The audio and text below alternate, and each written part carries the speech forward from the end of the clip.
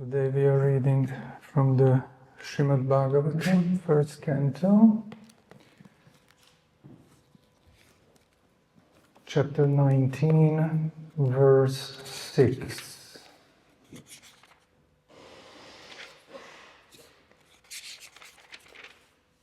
Yes.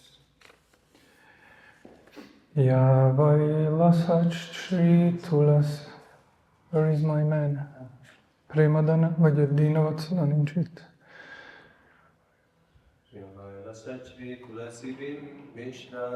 Ya Vaiṣṇava Tulasi Vimishra Krishna Grireim Abhudyadikam Bunetiri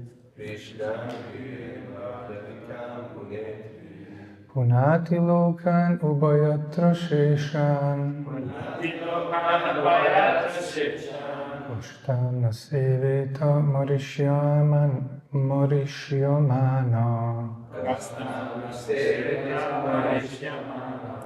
Ya Vaiṣṇava Shri Tulasi Vimishra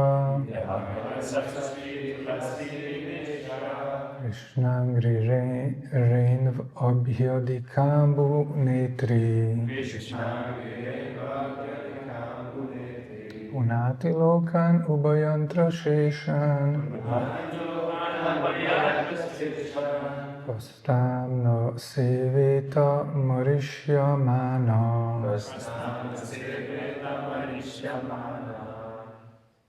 Prabhu. Ya Vaiṣṇava Shri Tulasi Vimishra Krishna Virenva Yati Kambunetri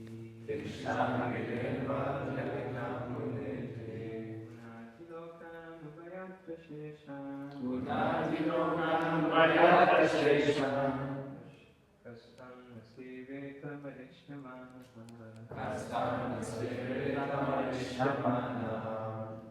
Ya Vaiṣṇava Shri Tulasi Vimishra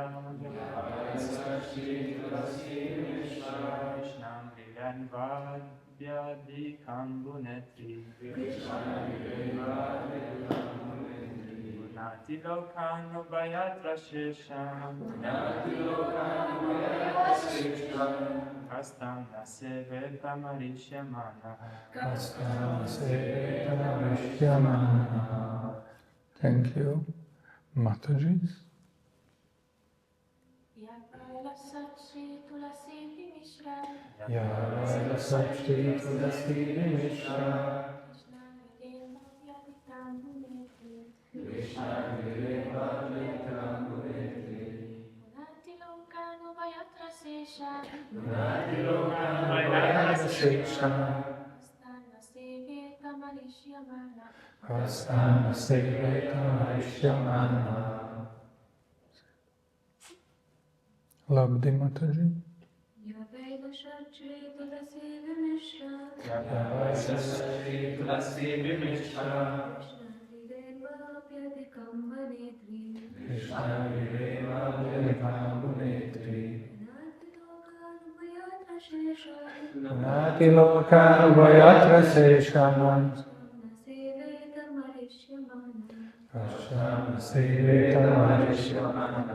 Thank you very much.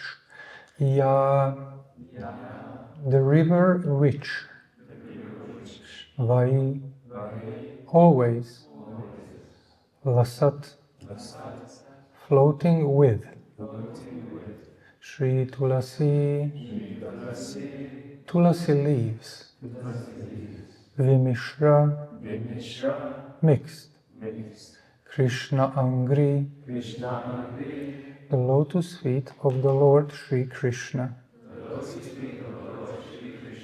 Renu, dust. Abhyadika, auspicious. Ambu, water. Netri, that which is carrying. Punati, sanctifies. Lokan, planets. Ubhayatra, both the upper and lower or inside and outside.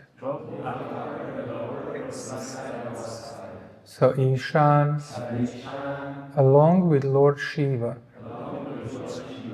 Kaha, who else? Tam, that river. Na, does not. Seveta, worship.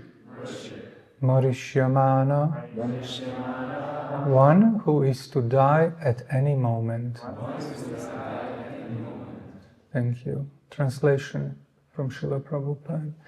The river Ganges, by which the king sat to fast, carries the most auspicious water, which is mixed with the dust of the lotus feet of the Lord and tulasi leaves. Therefore, that water sanctifies the three worlds, inside and outside, and even sanctifies Lord Shiva and other demigods. Consequently, everyone who is destined to die must take shelter of this river. Please repeat after me. The river Ganges, by which the king sat to fast, carries the most auspicious water, which is mixed with the dust of the lotus feet of the Lord and tulasi leaves. Therefore, that water sanctifies the three worlds, inside and outside, and even sanctifies Lord Shiva and other demigods. Consequently, everyone who is destined to die must take shelter of this river. Srila Prabhupada's purport. Maharaj Parikshit, just after receiving the news of his death within 7 days, at once retired from family life and shifted himself to the sacred bank of the Jamuna river. Generally, it is said that the king took shelter on the bank of the Ganges, but according to Srila Jiva Goswami, the king took shelter on the bank of the Jamuna. Srila Jiva Goswami's statement appears to be more accurate because of the geographical situation. Maharaj Parikshit resided in the capital Hastinapur, situated near present Delhi, and the river Jamuna flows down past the city. Naturally, the king would take shelter of the river Jamuna because she was flowing past his palace door. And as far as sanctity is considered, the river Yamuna is more directly connected with Lord Krishna than the Ganges. The Lord sanctified the river Jamuna from the beginning of his transcendental pastimes in the world. While his father Vasudeva was crossing the Jamuna with the baby Lord Krishna for a safe place at Gokula, on the other bank of the river from Mathura, the Lord fell down in the river, and by the dust of his lotus feet the river at once became sanctified. It is especially mentioned herein that Maharaj Parikshit took shelter of that particular river, which is beautifully flowing, carrying the dust of the lotus feet of Lord Krishna mixed with tulasi leaves. Lord Krishna's lotus feet are always besmeared with the tulasi leaves, and thus as soon as his lotus feet contact the river of the Ganges and the Yamuna, the river becomes at once sanctified. The Lord, however, contacted the river Jamuna more than the Ganges. According to the Varaha Purana, as quoted by Srila Jiva Goswami, there is no difference between the water of the Ganges and Jamuna. But when the river of the Ganges is sanctified 100 times, it is called the Jamuna. Similarly, it is said in the scriptures that 1000 names of Vishnu are equal to one name of Ram, and 3 names of Lord Ram are equal to one name of Krishna. The verse one more time. Ya Vaiṣṇava Sri Tulasi Mishra Krishna Renu Abhyadikam Bunetri Punati Lokan Ubayatra Seshan Kashtam Nasevetam Arishyamana.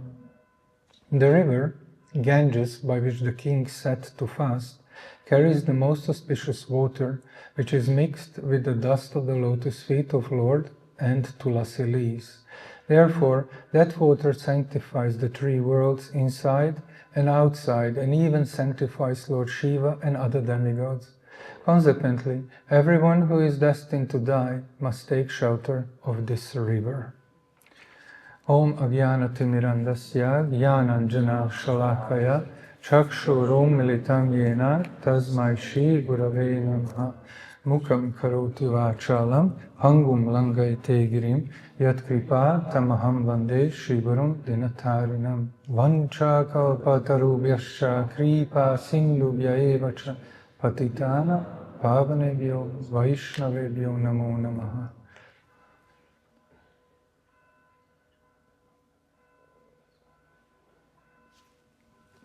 Hare Krishna. Everyone is okay?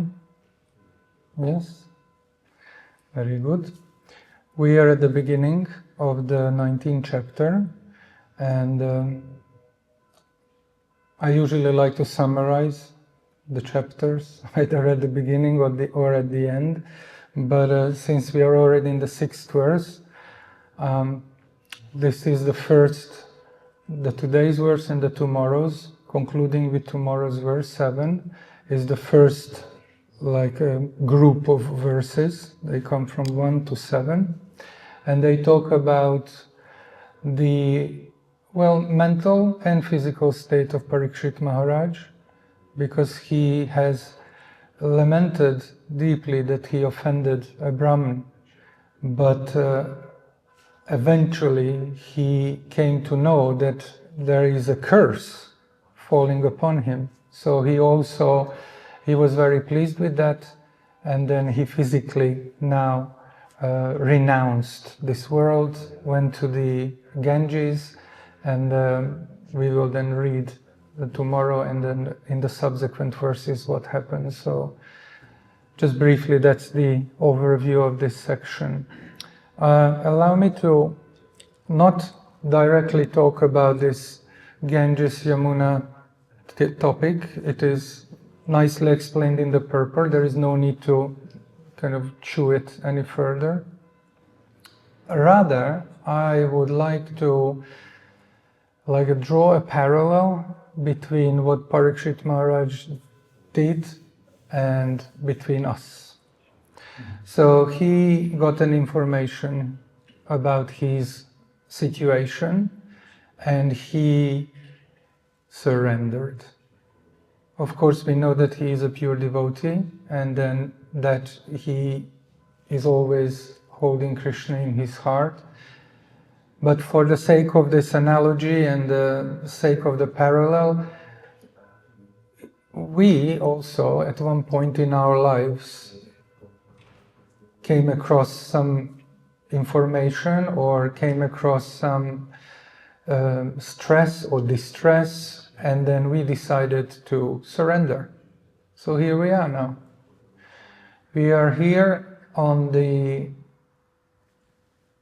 drawing the parallel in this holy place, in this temple, and like Parikshit Maharaj was at Ganges, and we are surrendered by so many saint people.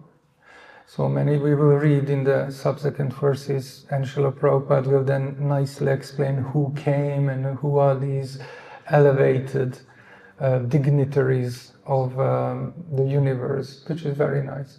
So we are here, we arrived, we decided that for whatever reason we want to surrender. Hopefully. Who is here to surrender? I'm looking who didn't raise their hand. Everyone. So yeah, that's the analogy. Is it clear now? So that we will carry on this topic. So temple life is for, as Prabhupada established, it's for men and women. Mat, Gaudiya Mat is for men only. Temple is for both genders. So that's why we have Matajis and Prabhus. And we now have what we would call a kind of an obligation. We have something we need to follow in order to conclude our mission. We came here to surrender. And there is a structural, systematic way to do this. And this, for our case, is called Vaidhi Sadhana Bhakti. You heard about this? Vaidhi Sadhana Bhakti? Good. So, first aspect I would like to talk about in regards of this is that we need to study. Study is very important. As Krishna explains in the Bhagavad Gita, I shall now quote, Tadvidi ranipatena pariprashnena sevaya upadekshanti te jnanam jnaninastatvadarshana. It's the Bhagavad Gita chapter 4, verse 34, very important verse. It is so condensed, so full of nectar that it can be. I actually heard a whole seminar, a 3-day seminar, just explaining this, expanding. So nice. It's like a bud, but it's opening and it's never ending. It's so nice words. So it says, just try to learn the truth by approaching a spiritual master.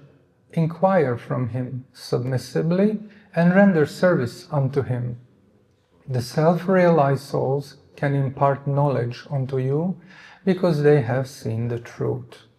So in our instance, we study, well, it varies, but let's say we study, we come to the morning class. That's how Srila Prabhupada established.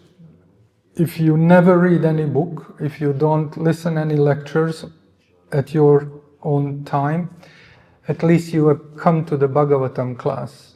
And that is part of the studying. Because here you will, well, hopefully learn something. So for us, we must, it's a must. We must come to the Bhagavatam class. It has various benefits. Apart from learning, it has other benefits, but for the sake of our thread, we're going to focus here on the study.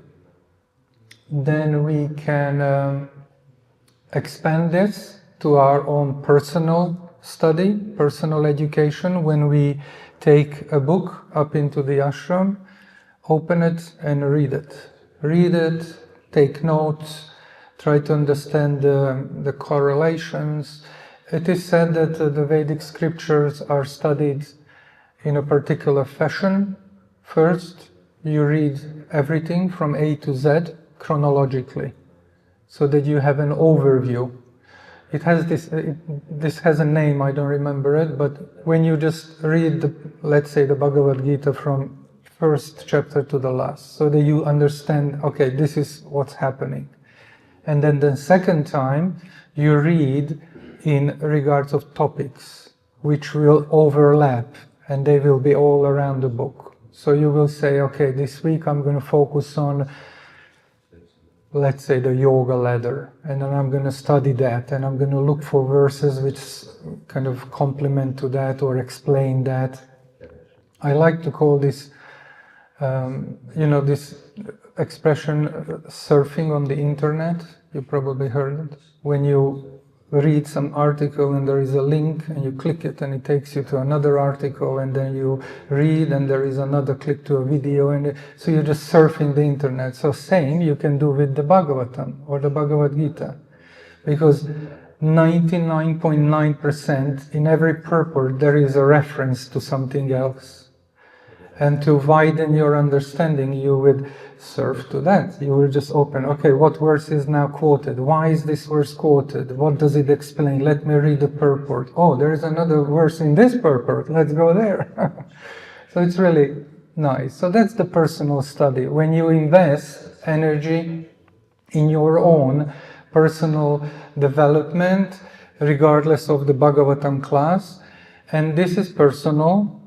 Bhagavatam class is scheduled, but your personal study should always reflect your own state, your own development state.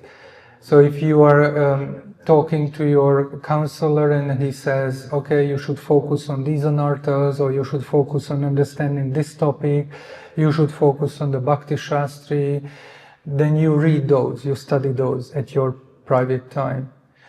And we know that we have a lot of services. We are an active movement. We are not like a sitting in the temple movement. We have millions of things to do. So how you squeeze in the studying, it's up to you. We have been instructed when we joined that at least 1 hour every day you have to spend for reading. At least 1 hour. And as a matter of fact, when we took initiations, when we took our vows, we also said this. I promise that every day I will read Srila Prabhupada books minimum 1 hour. So that was part of our vow. So do that. Try to squeeze it in, half hour here, half hour there. On the Have, when you go out on Sankirtan, or whenever you can, study. It's one of the most important aspects, if not the most important aspect of your current situation. And another aspect of our studying is listening lectures. So when I know that many devotees, when they wake up, first thing they do is just plug the headphone in the head, Srila Prabhupada lectures, Guru Maharaj lectures, this lecture, that lecture. I know there are devotees who, maybe this arrangement won't work in some of our instances, but I know there are devotees who just have a lecture going all night while they are sleeping in the background. So they fall asleep, and then the Shabda, the transcendental sound, is going, and then when they wake up, it's just going on, and that's what they wake up to. So you can implement this as well in their everyday life, listening lectures. Again, this is individual. I'm not telling you that you should listen to this Guru or this Prabhu or this Mataji or that or the other. It's up to you. Whatever inspires you, whatever improves the quality of your faith is what you should listen. Okay, that's important, because we sometimes tend to kind of judge, I guess, or criticize, no, not criticize, but judge. Why do you listen to that, whoever, Prabhu or Guru or Mataji? Why don't you listen to your Guru all the time? So we shouldn't do that. That's an individual thing, and it's decided between the individual and Krishna. So for your sake of the point of your sake, you listen whatever inspires you the most. Okay, that makes sense? So that's one of the most important aspects of our living in this ashram, in this temple. Another one is understanding the importance of the authority. Authority. Follow the authority. Understand that what is authority, who is the authority, and all the subsequent aspects of how do we deal with the authority, what do we do with it, where do I put it, how do I hide it. So authority. Again, we will now quote Bhagavad Gita 16:23, Yashastra vidhim ushtrijya vartate kamakarataha. Nasasidhim avapnoti nasukham naparam gatim. He who discards scriptural injunctions and acts according to his own whims attains neither perfection, nor happiness, nor the supreme destination. This is very delicate, sensitive topic in many of our lives, the authority, the question of authority.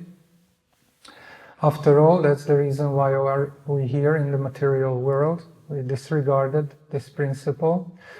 So please spend your time while you are here developing the desire to understand what is authority, developing the desire to accept the principle of the authority.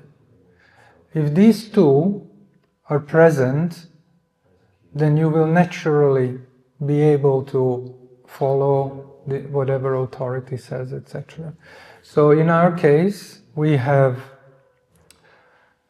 Shiksha Gurus, Diksha Guru, temple president, temple authorities, right? Senior devotees.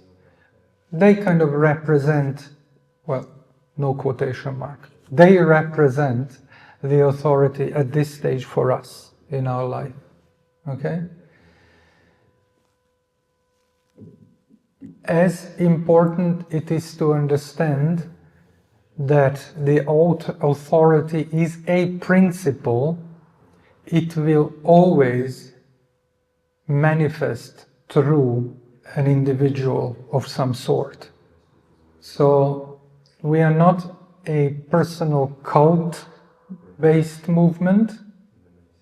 We don't listen to him because he is such a wonderful devotee and whatever he says we should follow, but not so much him. We accept if someone is in a position, if he is a Shiksha Guru, a spiritual master, an authority, a leader of some sort, senior devotee, we accept that position and we respect that position regardless of who is occupying that position.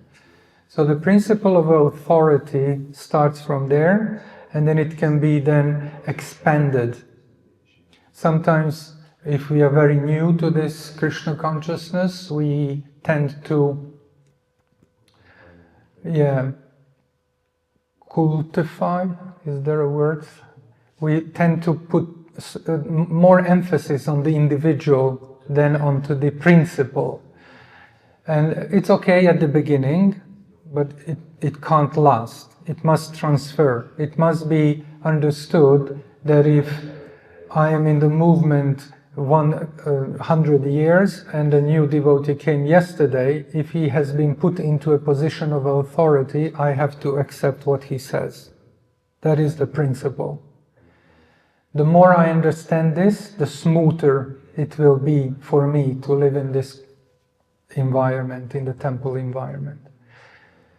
In the traditional aspect, it would be like a brahmachari in the Gurukula, in the ashram of the Guru. So the Guru represents the principle of authority, and the senior students represent the principle of authority. In traditional households, parents represent the authority. Siblings, senior siblings represent the authority. Senior members of the family represent the authority. We were in India one time and we visited an Indian family. We have been invited with Goswami Maharaj, and we went, did a little program, bhajan, and then we talked, well, he talked, I translated. And then what happened is that I have a, what do you call this? Cramp, yeah. A cramp occurred. So we were there and there was various generations in the family. Grandchildren, children, cousins, you name it. And there was the grandfather. And the grandfather was, like every grandfather, very old. And as we were there absorbing the whole atmosphere of this wonderful cultural interaction, it occurred to us that everyone is very much attentive to what the grandfather says. You bring this, you do that. You do this, you don't do that. So he was just sitting there and literally just telling everyone what to do. Not necessarily all the time, but more often than not, he was like, you do this.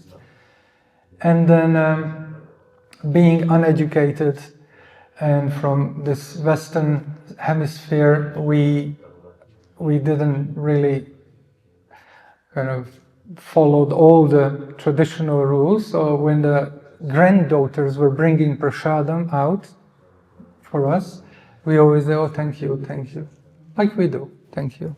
And the grandfather was, no, you don't do that.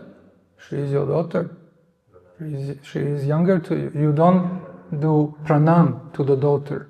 You give blessing to the daughter. Okay, I'll try. And then they were coming, going, and again, oh, I made a mistake. And he was laughing. He understood how uneducated I was, and then he was, oh, no problem.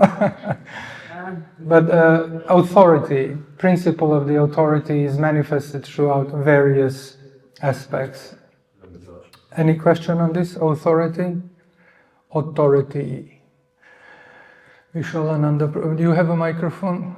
There is a microphone somewhere. I also have a previous topic, but just to now ask about this topic. So as I understand, we should accept authority, but in the what sphere is, for example, temple president starts to teach us how to chant japa, but we have a Shiksha Guru which working on this particular point, so we feel some contradictory, so we just, yes, but inside understand that we are being taught how to chant japa, but when he says a manager things like how to act in temple, we have the rules in temple, yes, and then we do, and we inside itself is in temple presence. It's like the authority we accept at that, which, like, where he's empowered, in which sphere. Properly understand.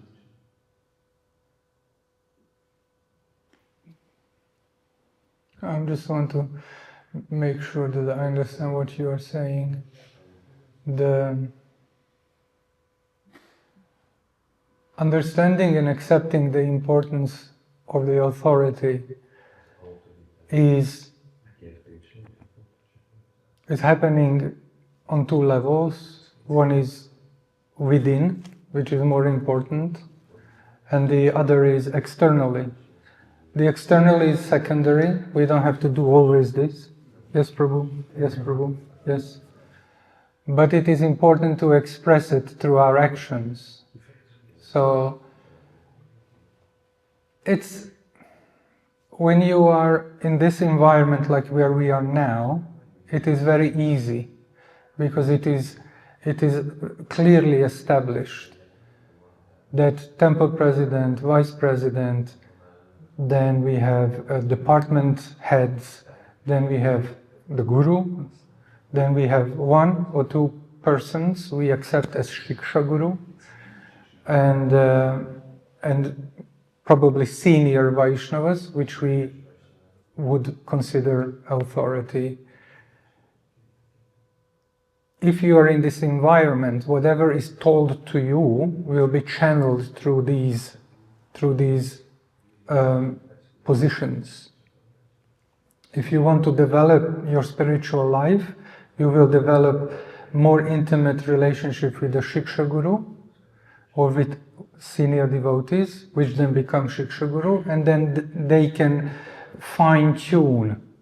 Like, my Guru said, do this. My authority said, do this, same thing. But I don't know how to do it. So, and then you approach someone who can then expand this or tailor it to you specifically. The principle is that you have to accept the authority, even if there is contradiction.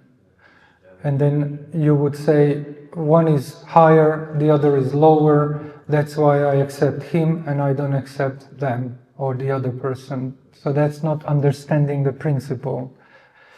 And seemingly there is contradiction. There is never contradiction. That is also important to understand. The contradiction is in your head, in your mind, not in the instruction.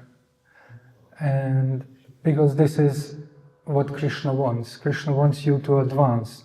Krishna's desire is not to confuse you, to put you into a washing machine and turn on the 1200 RPM spinning and then take you out and is he still alive? So that's not his aim. His aim is to help you develop.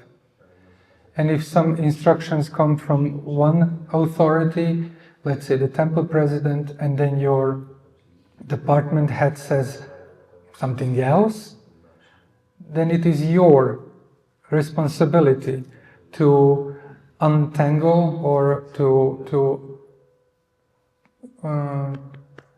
understand what is happening. Why is the seemingly there is why is a seeming contradiction? How can I resolve this? And then you can then talk to a Shiksha Guru and ask. Did I answer the question? Let's not dwell too much on this one topic because our time is running out. I stopped earlier. I wanted to give more time to us because we have still 3 more things to cover today and I don't want to rush it. Of course, we can extend it for tomorrow. Maybe that would be better so that we don't have to run too much. I will again tomorrow give a class.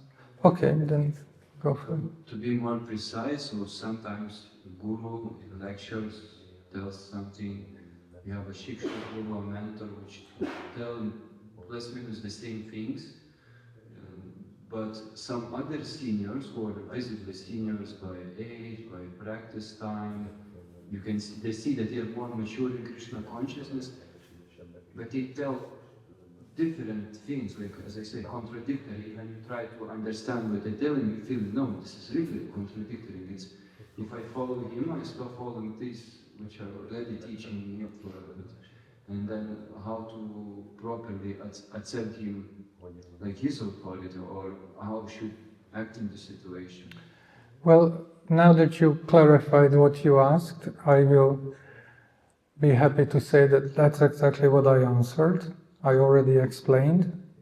There is no contradiction and it is your responsibility to resolve it. How will you resolve it? It depends on your maturity.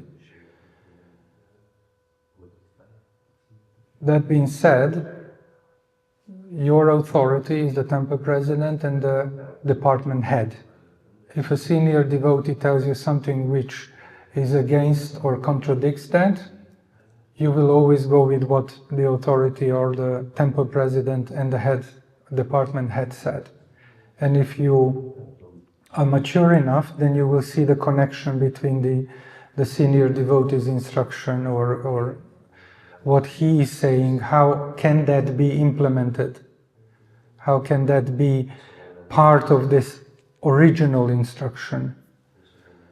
This is very specific, very unique to individuals, but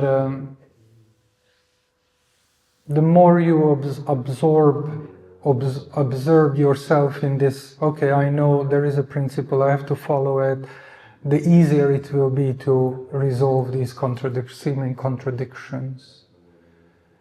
In this environment, it is very straightforward. Outside, when devotees live at home or with families or they work, it's more blurred, it's more gray, there is more gray area.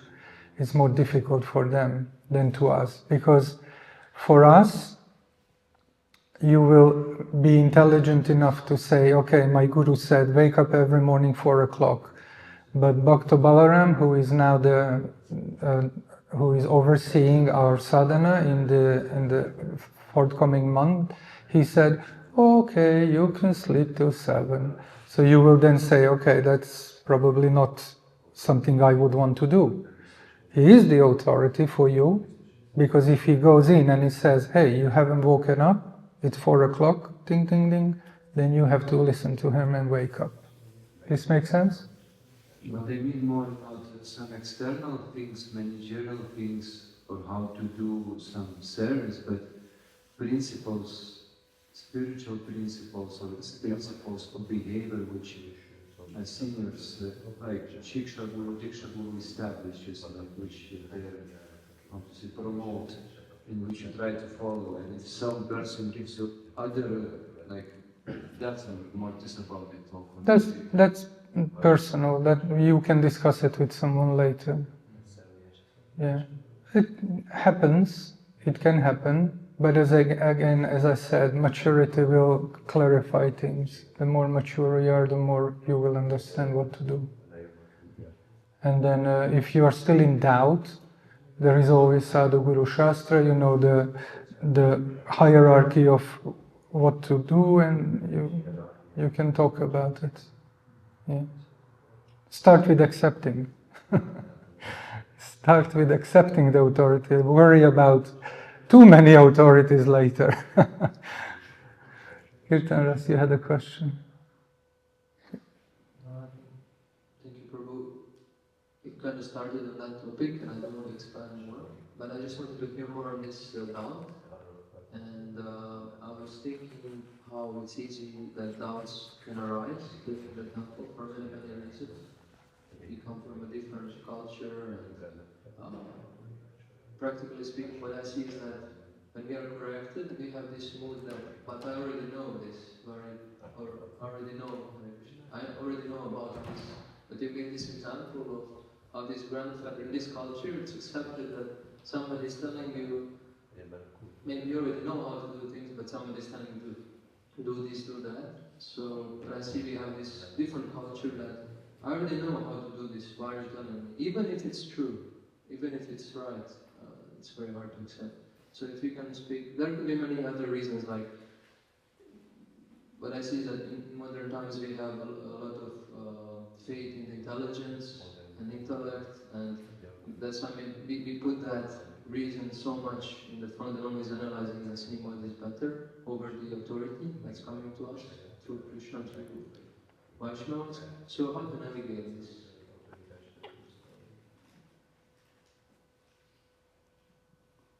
We can go back to the first point we covered today, the studying.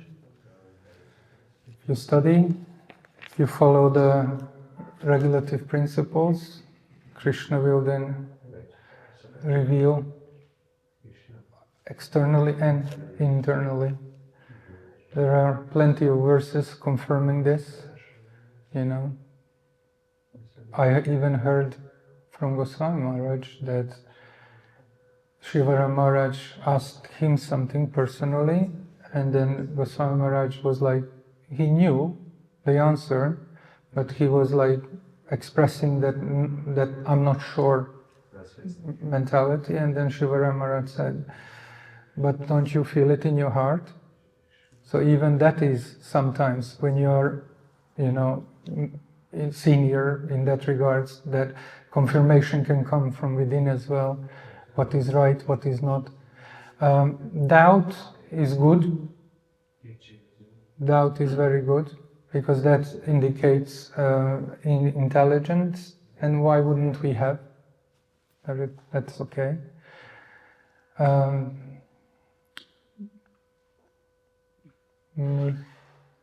Doubt, and what is the other?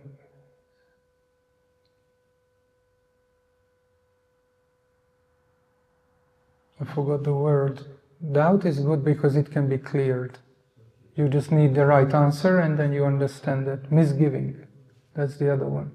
Misgiving, doubt is ugye a kételj, a misgiving pedig amikor...